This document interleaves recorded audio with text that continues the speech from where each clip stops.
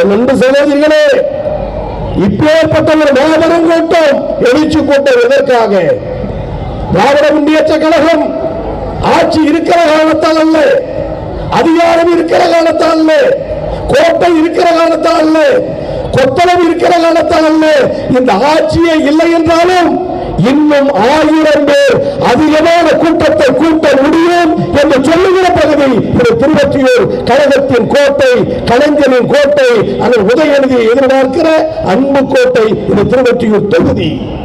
இங்கே பேசிய எல்லோரும் விழித்து பேசும்போது சொன்னார்கள், நம்முடைய மாவட்ட செயலாளர் அருமையர் வழக்கறிஞர் சுதர்சனம் ஒன்றுபட்ட மாவட்டத்தை கட்டியாண்டார், பிரிக்கப்பட்ட போதும் கட்டியாடுகிறார்.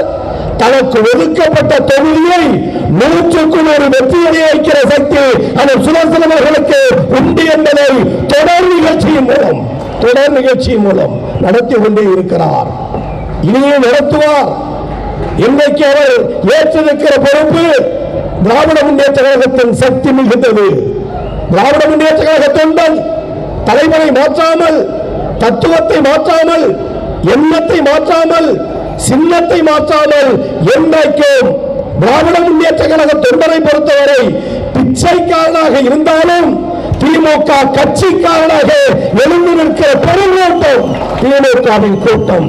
இதில் நடிகர் விஜயோ, நாம் தமிழர் சீமானோ உரசி பார்க்க முடியாது.